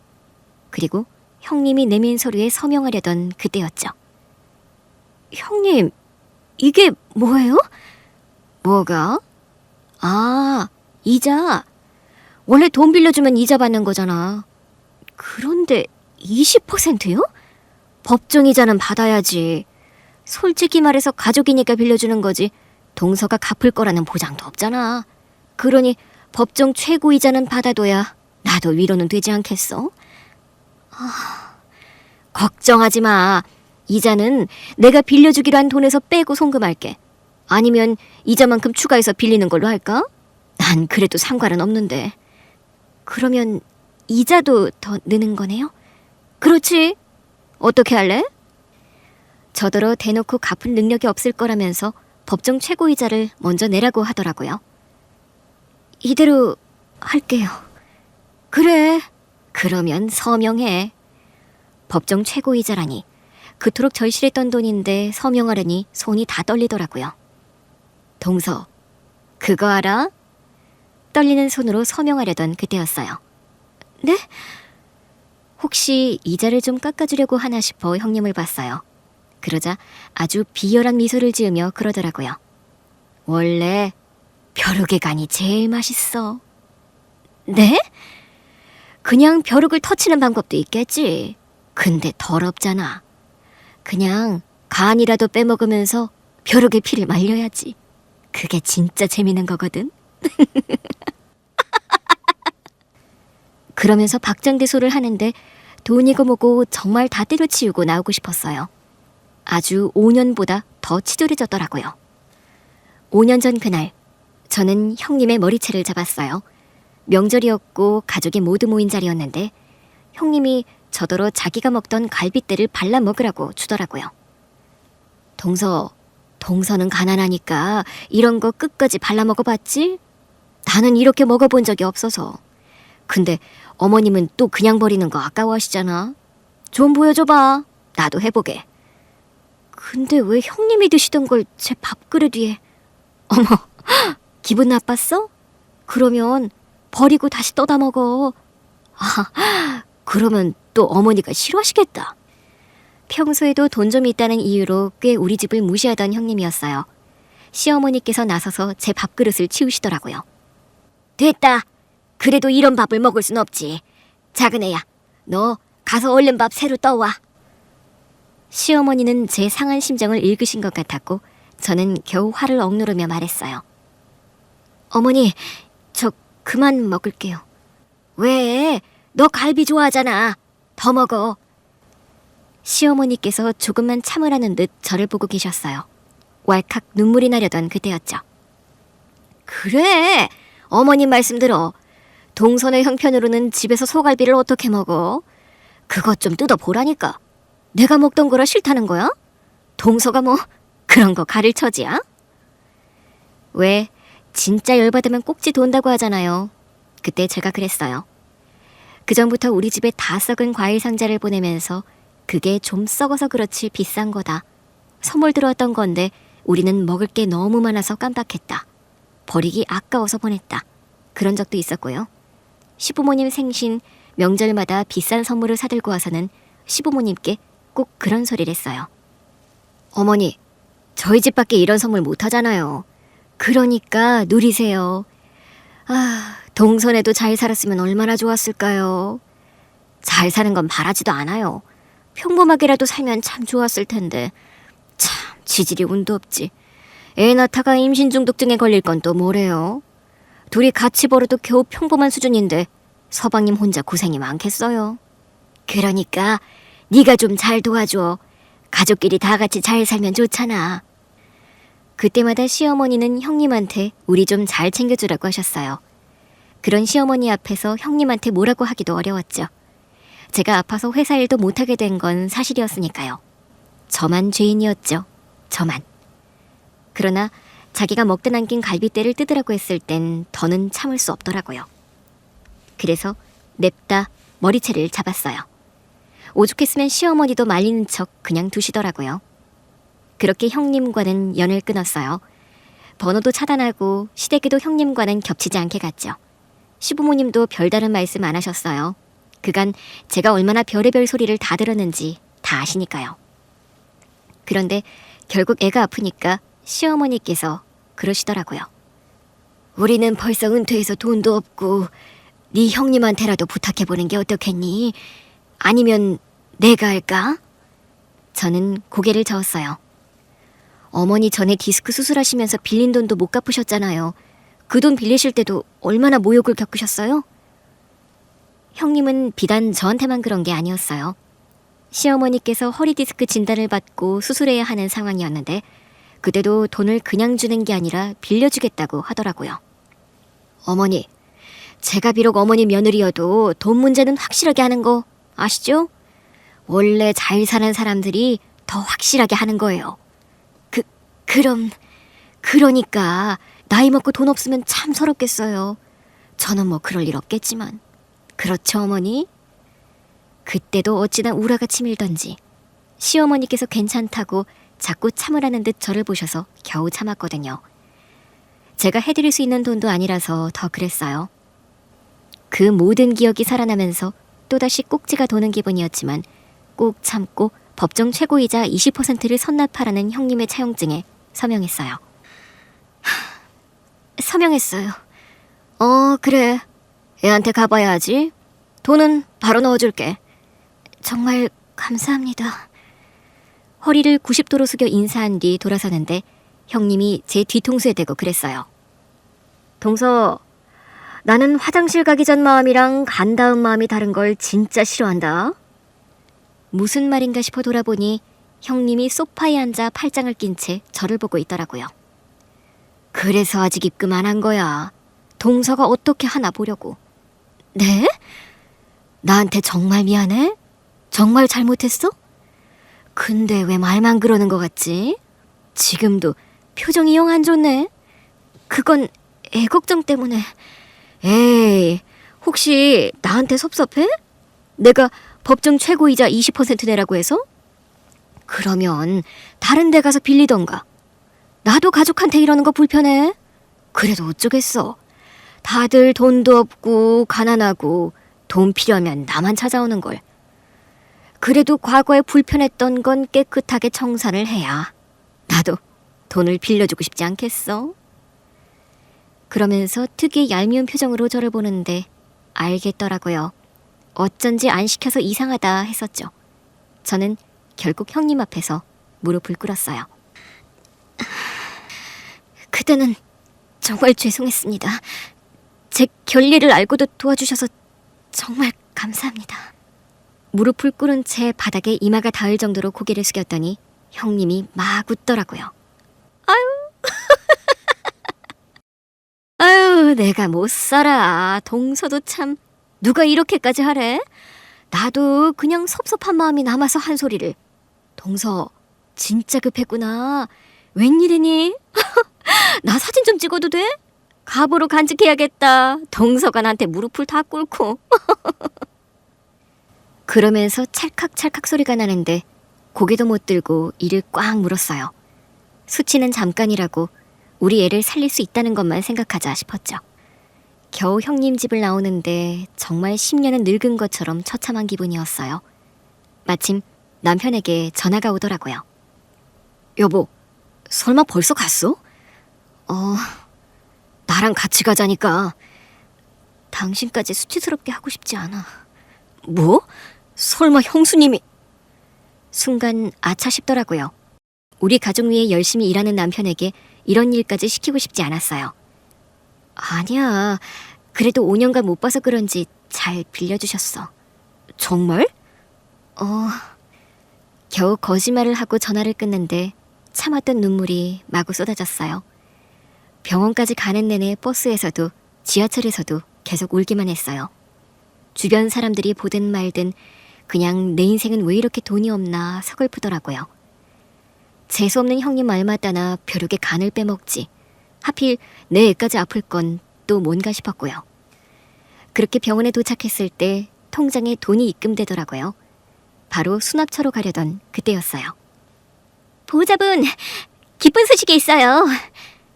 우리의 담당 간호사님이 막 달려오시더라고요. 아드님이 임상시험에 참여하게 됐어요. 네? 적합 판정 받았어요. 어머, 그러면 치료비는?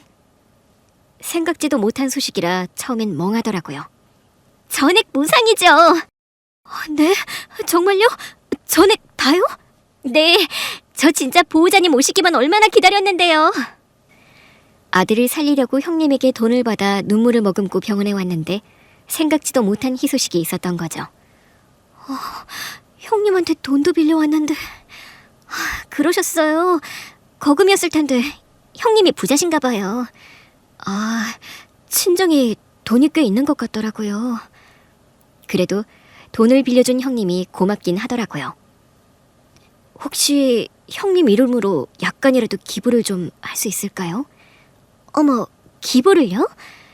우리 애가 전액 무상으로 치료도 받게 됐고 이미 돈도 빌렸으니 조금이라도 기부할까 봐요. 저희야 좋죠. 근데 무리하지 마세요. 조금이라도 좋은 일에 쓰고 그 돈은 이번 달에 우리 신랑이 월급 받으면 보태서 돈 갚으려고요. 네, 혹시 형님 성함이... 그 간호사는 평소에도 제 고민을 종종 들어주던 착한 사람이었어요. 돈이 없어서 전전긍긍하는 제 처지를 참 많이도 헤아려주면서 병원비 납부를 체근하지 않던 고마운 사람이었죠. 그런데 형님 성함을 들은 간호사 눈이 휘둥그레지더라고요.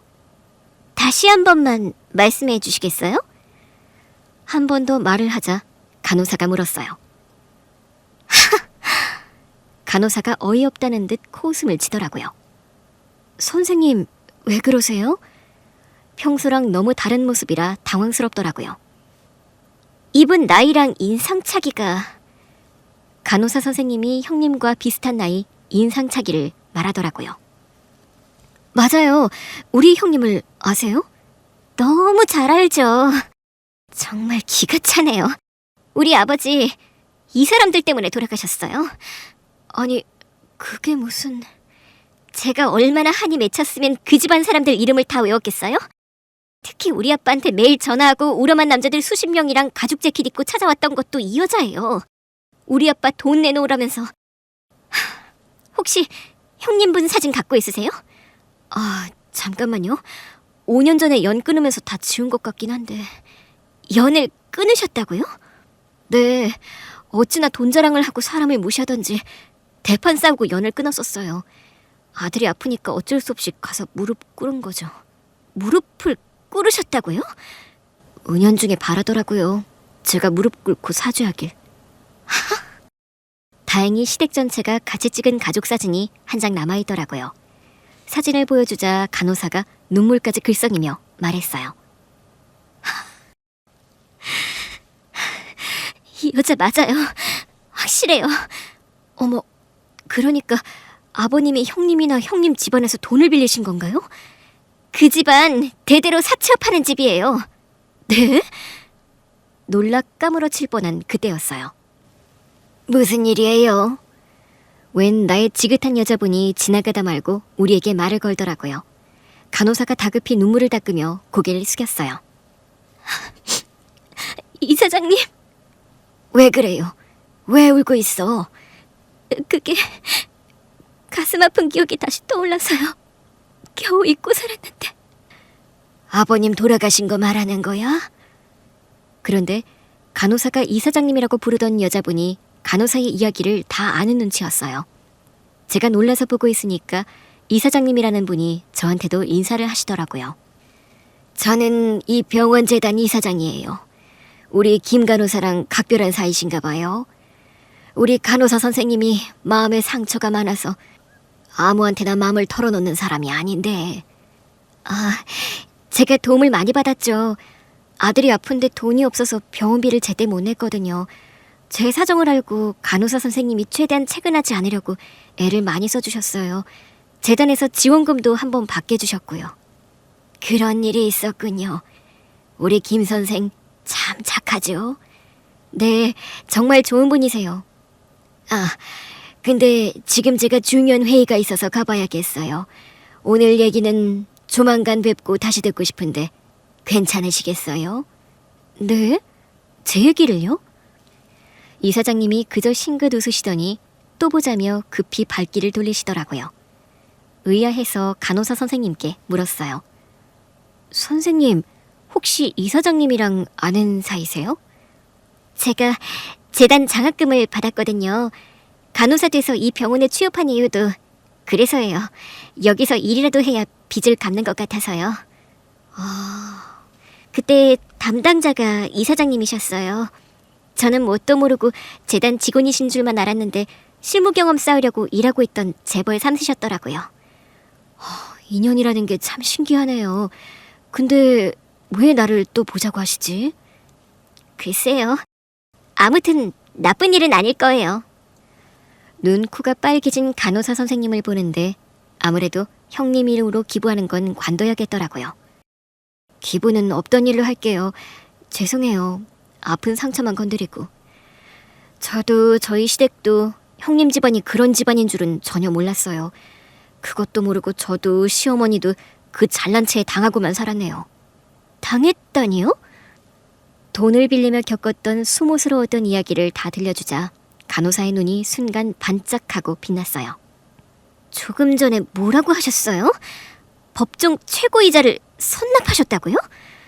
네, 돈 갚을 능력이 없을 게 뻔하니까 그거라도 먼저 내라고요. 그건 말이 안 되잖아요. 법적으로는 말이 안 되지만 저도 쥐뿔 없이 빌리는 입장이라서요. 혹시 그거 증거가 있을까요? 네? 아니요. 저는 워낙 경황이 없이 가서. 형님 댁에 CCTV가 있긴 할 텐데. 그 생각을 하니 다시 가슴이 꽉 막히면서 한숨이 나왔어요. 그러게요. CCTV에도 찍혔겠네. 뭐가요? 제가 형님 앞에서 무릎 꿇은 거요. 형님이 사진까지 찍어갔는데 그 집 CCTV에도 찍혔겠다 싶어서요. 사진을 찍어갔다고요? 네. 어이가 없네 진짜. 선생님, 왜 그러세요? 그 버릇은 어쩔 수 없나 봐요. 우리 집에 와서도 저랑 엄마를 무릎 꿇리더니 사진 찍어갔거든요. 네? 심지어 영상 찍어간 날도 있었어요. 낄낄거리면서. 어머, 우리 엄마가 그때 이후로 시름시름 앓다가 많이 쇠약해지셨어요. 평생을 고고하게 사셨던 분인데 수치심이 엄청나셨던 것 같아요. 아빠 사업이 망하는 바람에 집안이 한순간에 풍비박산 났거든요. 어머나, 어머님도 선생님도 많이 힘드셨겠네요. 그랬죠. 그래도 별 수 없지 하고 잊고 살려고 했는데 저희 가족 같은 피해자가 꽤 있더라고요. 네? 그 집안에 당한 사람들이요. 답답한 마음이나 털어내려고 커뮤니티에 가입해서 글을 썼는데 그 글을 보고 사람들이 하나둘씩 나도 당했다고 몰려들더니 그 규모가 꽤 커졌어요. 그래서 커뮤니티 카페도 하나 만들었고요. 간호사 선생님이 동선의 집안에 당한 사람들이 모여있는 커뮤니티 카페를 알려주더라고요. 어머, 회원수가 꽤 되네요. 다 같이 증거를 모으고 있고 줄 소송 들어갈 거예요. 이미 증거가 꽤 모였거든요. 어머, 같이 하실래요? 네? 저도 포함돼요? 법정 최고이자를 성금으로 받았잖아요. 하지만 증거가... 그게 좀 어렵긴 하실 텐데 간호사 선생님이 잠깐 고민하더니 말했어요. 이렇게 해보는 건 어때요? 다음날 남편이 회사를 쉬는 날이라 병원을 맡긴 뒤 저는 간호사 선생님과 함께 형님 댁으로 향했어요. 가는데 가슴이 벌렁벌렁 하더라고요. 잘 되겠죠? 어떻게든 받아내야 해요. 우리 것도 어딘가에 분명 저장해놨을 거예요. 그 정도로 악독한 인간이니까요. 해봅시다. 전처럼 경비실에 말했더니 경비 아저씨가 간호사 선생님을 흘끗거리더라고요. 저는 당당히 말했어요. 형님도 아는 분이에요. 아... 정말로 형님도 아는 사람인 건 맞으니까 당당하게 말하게 되더라고요. 경비가 연락을 넣자 이번에도 형님이 바로 들여보내주더라고요. 형님 댁 앞에 도착하자 간호사 선생님이 비장한 얼굴로 저를 봤어요. 누를게요. 네. 간호사 선생님이 초인종을 누르자마자 현관문이 열리더라고요. 초인종은 무슨... 나한테 무릎까지 꿇은 우리 동서가 왔다는데 내가 나와야지. 그러나 간호사 선생님과 딱 마주친 형님이 당황한 듯 말을 멈췄어요. 잠깐 간호사의 얼굴을 빤히 보던 형님이 저한테 물었어요. 이 여자분은 누구야? 아, 기억 못하세요? 내가 기억해야 할 사람인가? 하긴 몇 년 지났으니 그랬을 수도 있죠. 사실 형님 지인이라 같이 온 건데. 내 지인이라고? 형님이 간호사를 위아래로 훑어보더라고요. 내가 이런 사람을 안다고? 형님, 그래도 손님 오셨는데 일단 안으로 들어가는 게 어때요? 형님은 내키지 않는다는 표정이었지만 일단 들어갈 수 있게 한 발 물러섰어요. 간호사 선생님이 당당하게 안으로 들어가더라고요. 그러자 형님이 저를 붙잡고 물었어요. 누군데? 직접 들어보세요. 형님을 꼭 뵈야겠다고 하더라고요. 동서도 참, 내가 아무나 만나는 사람이야? 보나마나 돈 빌려달라고 했겠지. 동서가 아는 사람 아니고? 저보다는 형님이랑 인연이 더 깊던데요? 역사도 깊고요. 역사? 내가 저딴 여자랑 무슨 역사? 정말 모르는 것 같은 눈치긴 했어요. 저는 일단 미소를 지으며 형님의 등을 떠밀었어요. 일단 들어가서 물어보세요. 동서 왔다길래 오늘도 재밌을까 해서 문 열어줬더니 이게 뭐야? 저는 재밌을 것 같은데요. 뭐? 안으로 들어가자 간호사 선생님이 거실벽에 붙은 사진을 보고 있더라고요. 형님이 불쾌하다는 듯 쏘아붙였어요. 아니, 누구신데 남의 집에 이렇게 함부로 찾아와요? 우리 동서가 가난하게만 살다 보니 뭘 몰라서 데리고 온 것 같은데. 동서가 알려줬죠? 나 돈 많다고? 그렇다고 나 막 빌려주는 사람 아닌데. 제가 댁을 먼저 알았어요. 뭐라고요? 그리고 막 빌려주는 분 맞는데? 돈 갚을 능력 없어도 일단 빌려주고 보시잖아요. 그냥 이자를 원금보다 더 때려서 탈탈 털면 되니까. 순간 형님 눈이 휘둥그레지더라고요. 당신 누구야? 뭘 그렇게 놀라세요. 그런 식으로 일하는 게 한두 번도 아니면서? 그 입 못 다물어? 동서, 이 사람 누구야? 일단 내보내. 정말 기억이 안 나세요? 꽤 오래전에 자주 보던 사이던데. 뭐? 왜요? 너무 많아서 기억을 못 하시나? 그럴 거예요. 그런 식으로 사람들 등쳐먹은 게 한두 번이 아니니까요. 니들 지금 뭘 하는 거야? 동서, 지금 뭐 하자는 거야? 나한테 돈 꺼가고 나니까 눈에 뵈는 게 없어? 나한테는 차용증이라는 게 있어. 나 우습게 봤다가는 진짜 큰 코 다친다고. 네, 들었어요. 형님 집안이 대대로 사채업하셨다고. 순간 형님 얼굴이 창백해지더라고요. 뭐? 왜 그렇게 돈이 많으신가 했더니 돈 급해서 돈 빌린 사람들한테 원금보다 많은 이자 받아본 돈이었어요? 근데 해도 너무하셨더라고요. 동서가 뭘 안다고 이래? 겨우 저런 여자 말을 믿는 거야? 형님도 참 겨우 저런 여자라니요. 우리 아들 병원 간호사 선생님이세요. 뭐? 형님을 아주 잘 알더라고요. 이름만 들어도 딱 알 정도로. 도대체 무슨 소리를 하는 거야? 난 기억도 안 나는구만. 아, 여기 간호사 선생님께 들었는데 무릎 꿇려놓고 사진 찍고 영상 찍는 게 취미셨더라고요. 아니, 그건 또 무슨 소린데? 돈 못 갚는 사람들한테 무릎 꿇리고 사진 찍고 영상 찍으면서 즐기셨다던데요? 순간 형님의 동공이 크게 흔들리는 게 보였어요. 동서, 오해야. 우리 집안 그런 집안 아니야. 물론 돈 빌려간 사람들이 안 갚으니까 찾아간 적은 있지. 근데 그건 어디까지나 우리가 뭐 그런 사람들이라서가 아니라. 사채업자가 아니라고요? 동서, 그 단어 정말 듣기 끔찍하다. 우리 친정을 뭘로 보고. 그냥 우리 집안이 돈이 많으니까 개인적으로 빌려가는 인간들이 많았어. 근데 돈을 갚아야 말이지. 그래서 내가 아빠 대신 받으러 간 적도 가끔 있어. 그때 날 본 모양이네. 간호사 선생님이 손뼉까지 치면서 웃었어요.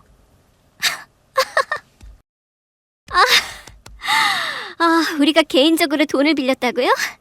우리가 그 댁을 어떻게 알고요? 그건 내가 알 바 아니고 어떻게 아름아름 소문 듣고 찾아왔겠지. 설마 사업인가도 없어요? 뭐라고요? 당황하는 거 보니 정말인가 보네. 무슨 소리를 그렇게 해요? 그러면 인가가 있어요? 그거 없이 사업하는 사람도 있나? 아까는 사업 아니라더니? 뭐? 아까는 사채업 안 한다면서요. 그냥 개인적으로 돈 빌려준 거라면서요. 그때였어요. 간호사 선생님을 보는 형님 표정이 조금씩 달라지더라고요. 너 걔구나? 김씨 딸. 뭐라고요? 김씨? 맞네. 그 엄마랑 내 앞에서 무릎 꿇고 눈물 줄줄 흘리더네. 한 번만 살려달라고. 형님의 표정이 너무 소름 끼치더라고요.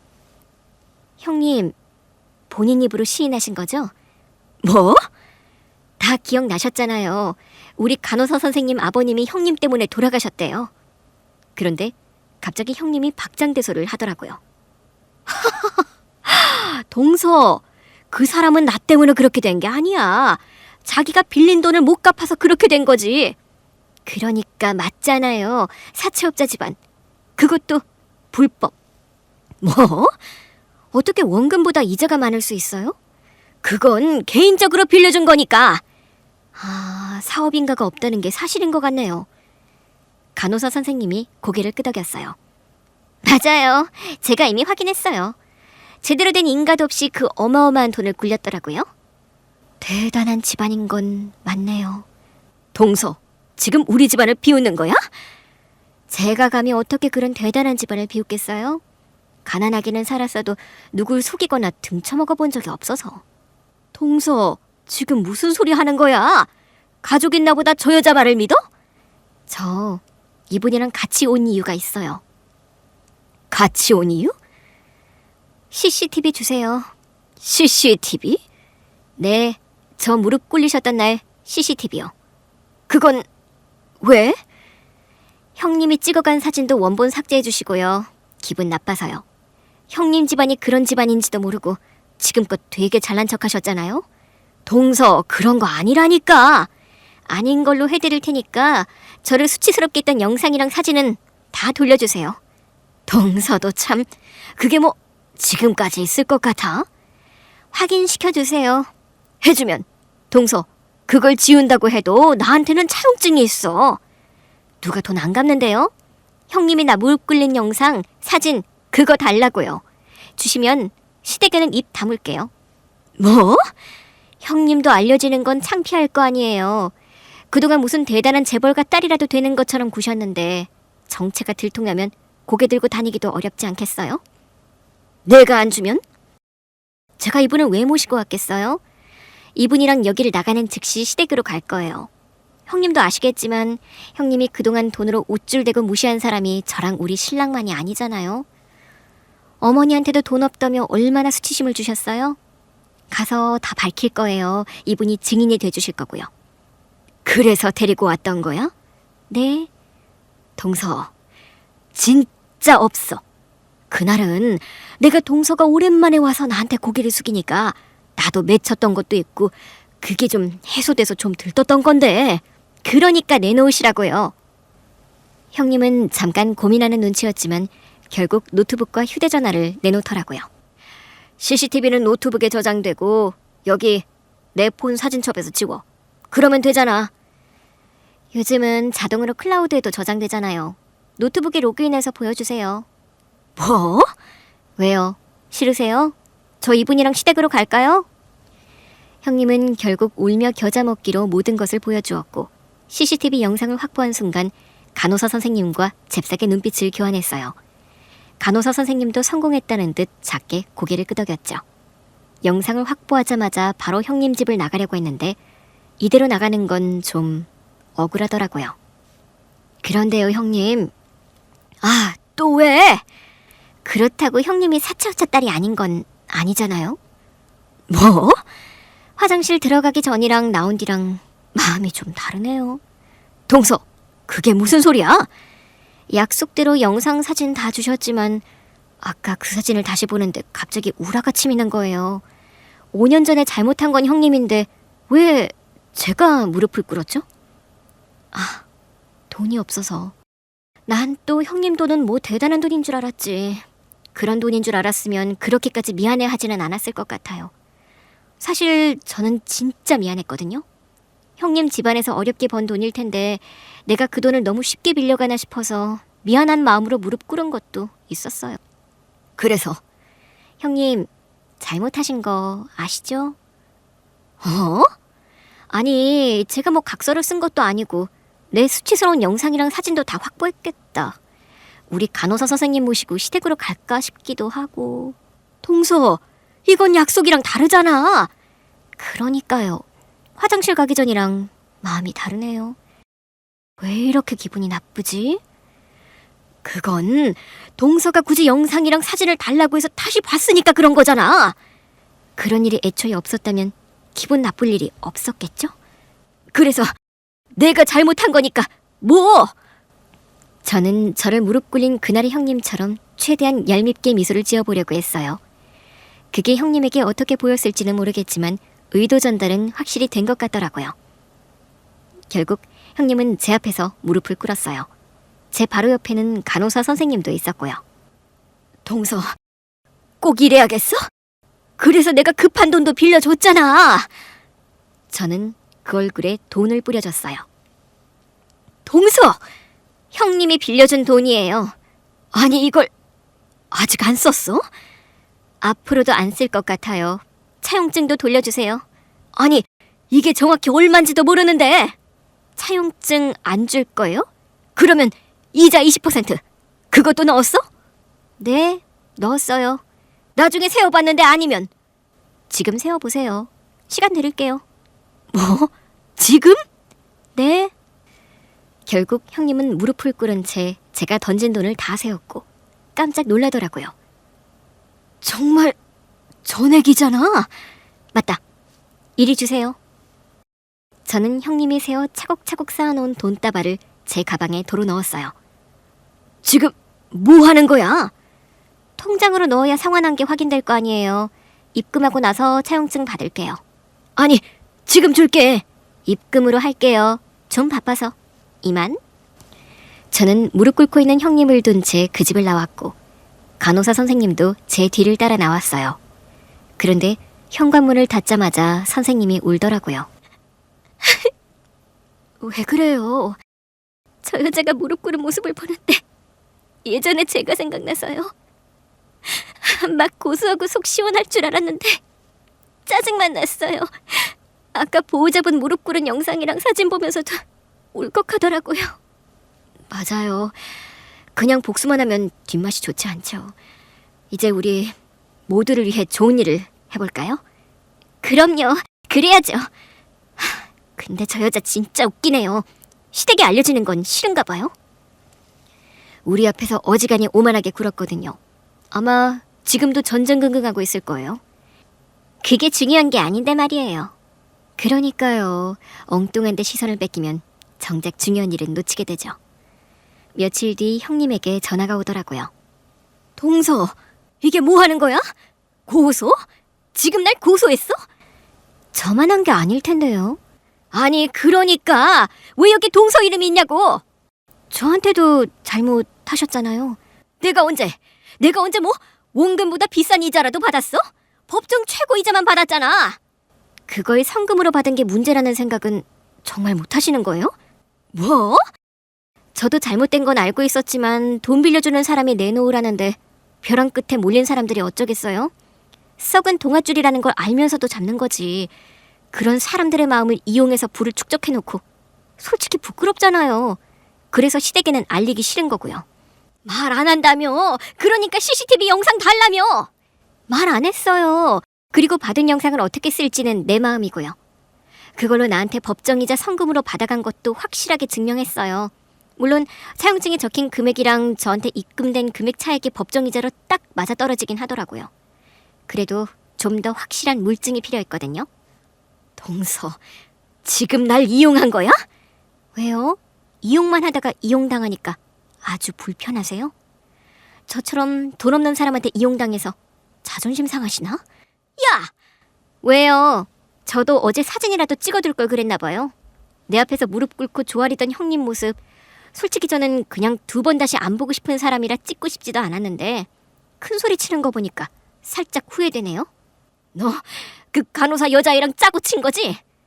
세상이 참 좁은가 봐요. 어떻게 내 아들 병원에서 형님한테 이를 갈고 있는 사람을 만난 건지. 근데 그 사람이 정말 착한 사람이거든요. 그 착한 사람이 이를 간다는 건 형님이 진짜 나쁘다는 거잖아요. 나 이러다 소문이라도 나면 시댁에 알려지는 건 시간 문제라고. 약속 지켜. 시댁에 말 안 하기로 했잖아. 저는 약속 지키고 있어요.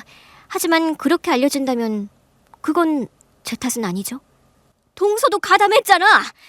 그러니까 형님도 가담하지 말지 그러셨어요. 아무리 그 돈으로 잘 먹고 잘 살았다고 해도 형님이라도 그만했어야죠. 동서, 진짜 이럴 거야? 그러면 제가 그분들하고 면담이라도 하게 해드릴까요? 뭐, 동서, 미쳤어? 걔들이 날 가만둘 것 같아? 내 머리카락을 죄다 뽑아놓을 수도 있다고. 하긴 제가 들어보니까 아주 보통 악랄하게 구신 게 아니더라고요. 사람 일 어떻게 될지 모르는 건데 조심 좀 하시지. 너 지금 나한테 복수하지? 복수? 받은 게 없으면 돌려줄 것도 없긴 했겠네요. 그리고 돈은 왜 안 넣어? 내 돈이라도 내놔! 아, 그거 제가 형님한테 돈을 아직 빌린 상태인 게 소송이 유리해서요. 그냥 돌려드린 척 쇼 한 번 했어요. 그러면 더 아쉬우실 것 같아서. 뭐? 법적으로 가면 탈탈 털릴 것 같은데 그 돈도 아쉬워질 날이 오시겠어요. 어떡하면 좋아요? 동서, 진짜 이러지 마. 나름 우리 집안 가업이라고. 나도 아빠가 시켜서 한 거야. 저는 그런 것까지는 안 궁금하고요. 잘잘못은 법적으로 가리자고요. 그리고 한 달도 지나지 않아 시댁에도 형님 집안의 만행이 알려졌어요. 아니, 이게 다 무슨 일이니? 그네, 네가 말해봐. 정말이니? 너희 집안이 인가도 없이 대부업을 했어? 어머니, 저는 어릴 때는 아무것도 몰랐고요. 무슨 소리야? 사람들 말이 그 딸이 더 못됐다고 하던데? 어머니, 동서한테 들으신 거 아니에요? 작은 애가 왜 그런 소리를 하겠니? 어디 인터넷 게시판에 글이 올라와서 쫙 퍼졌다던데. 더 줄 소송당하고 있다며? 어머니, 그중에 동서도 있어요. 뭐? 아니, 어떻게 동서까지 그래요? 애 아프다고 돈이 급하다고 해서 법정 최고이자만 성금으로 받은 건데 그걸로 동서까지 소송하는 게 말이 돼요? 너 지금 뭐라고 했니? 이자를 성금으로 받아? 이자가 무슨 계약금도 아니고 더더구나 가족한테 그렇게 했단 말이야? 어머니, 어쨌든 동서가 돈을 갚을 형편이 안 되잖아요. 네 동서가 왜 돈 갚을 형편이 안 돼? 지금 그 병원 재단 이사장님이 임상시험 환자 보호자로서 강연 부탁해서 여기저기 다니면서 강연에서 강연료도 받고 그 이야기를 책으로 내달라고 해서 곧 책도 기약할 것 같다고 하더라. 네? 형님이 저를 보더라고요. 형님, 뭘 그렇게 놀라세요? 아니, 도대체 이게 무슨 소리야? 아, 형님이 빌려주신 돈도 다 갖고 있어요. 어차피 법정 최고이자로 성금은 가져가셨고 제가 갚기로 한 날짜도 한참 남았잖아요. 아니, 돈 필요해서 빌려간 거 아니었어? 동서 설마 나 엿먹이려고 그 소송에 합류하려고 일부러 빌려간 거야? 제가 복수를 위해서 절연까지 했던 형님을 찾아가 무릎까지 꿇을 위인으로 보이세요? 아니, 이건 또 무슨 소리야? 뭐? 무릎을 꿇려? 네, 어머니. 그래도 우리 애를 살릴 수 있다는 생각 하나로 참았는데 병원에 도착하자마자 간호사 선생님이 우리 애가 임상시험에 참여하게 됐다고 하시더라고요. 치료비는 전액 무상 지원된다고요. 어머, 그랬구나. 그렇게 임상시험에 참여하게 된 거구나. 네, 처음으로 정말 신이 존재하는 건가 싶었어요. 어찌나 감사하던지. 그 간호사 선생님 덕분에 재단 이사장님과도 인연이 돼서 좋은 기회를 얻고 있어요. 이게 다 네가 착하게 살아서 받는 복이야. 그 간호사 선생님 덕분이에요. 그분 아버님이 형님 때문에 돌아가신 것 같더라고요. 뭐? 빚 갚으라는 독촉에 그만. 제가 이번에 형님한테 당해보니 이 정도도 괴로운데 끝없이 괴롭힘 당한 사람들 심정은 오죽할까 싶었어요. 심지어는 원금보다 이자가 많았으니. 기가 차서 정말. 무슨 대대로 집안이 부유한 것처럼 굴어서 그런가 보다 했지만 떳떳하지 않게 번 돈으로 참 유세도 많이 부리고 다녔구나. 시어머니께서 혀를 차시더라고요. 어머니, 제가 혹시 책도 잘 팔리고 하면 어머니가 형님한테 빌린 돈도 갚아드릴게요. 아가, 우리 빚 다 갚고 형님 앞에서 고개 딱 들고 다녀요. 동서, 누가 들으면 언제는 고개 못 들고 다닌 줄 알겠어? 고개 들고 다녀도 형님이 위에서 찍어 눌렀잖아요. 동서! 아무튼 이제 다 알려졌으니 어쩔 수 없잖아요. 소송 잘하시고 힘내세요. 지금 나 약 올리는 거야? 네. 뭐? 약 올리는 거 맞아요. 혹시 감옥 가시면 예정을 봐서 영치금은 조금 넣어드릴게요. 영치금은 무슨, 하던 대로 연 끊고 살아. 나도 그럴 거니까. 어머니, 내 아들은 네가 그런 집안 딸인 걸 알고 결혼한 거니? 아니요. 어쩐지 걔도 처가가 부자인 게 자기 벼슬이라도 되는 양 의수대고 다니더라니. 그래서 요즘 전화 한 통이 없구나? 툭 하면 만취해서 전화해서는 엄마 용돈 좀 드려요 이러면서 우리 집은 왜 그렇게 구질구질하게 살았냐. 돈이 많으니까 세상이 달라 보인다. 아주 나를 가르치려고 들더라니. 이래서 졸부가 더 무섭다는 거야. 저희 집안 졸부 아니거든요. 졸부는 아니라고 해도 졸작인 건 분명하구나. 언제는 돈 없으면 빌려달라고 구걸만 잘하더니 너 지금 나한테 구걸한다고 했니? 맞잖아요. 어머니도 동서도 다 구걸했잖아요. 작은애, 들었지? 영치금 없다. 네, 어머니. 아무래도 구걸하던 사람들한테 영치금 받는 건 형님 자존심이 허락을 안 할 것 같네. 결국 형님은 감옥에 갔어요. 아주버니도 충격에 빠져 이혼한다고 하시더니 형님이 동의해주지 않자 소송을 거셨어요. 아무래도 형님 인생에 남은 건 소송뿐인가 보다 싶더라고요. 저는 재단 이사장님 도움으로 책도 계약해서 내게 됐고 책이 생각보다 인기가 좋아서 여기저기 강사로 강연을 다니고 있습니다. 아이가 가족의 희귀병으로 고생하는 분들을 만나 강연도 하고 상담도 하고 하는데 만날 때마다 제가 더 위로를 얻고 감동을 받아요. 간호사 선생님도 늘 응원해 주시고 있고요. 감사하게도 아이 임상시험 결과가 잘 나오고 있고 이제는 희망의 빛이 보이기 시작합니다. 가난한 데다 아이까지 아프니까 세상이 다 끝난 것 같았는데 그 시간도 지나가고 있나 봐요. 우리 아이도 완치 판정받고 잘 자라서 희망을 나누는 사람으로 살아가기를 희망합니다.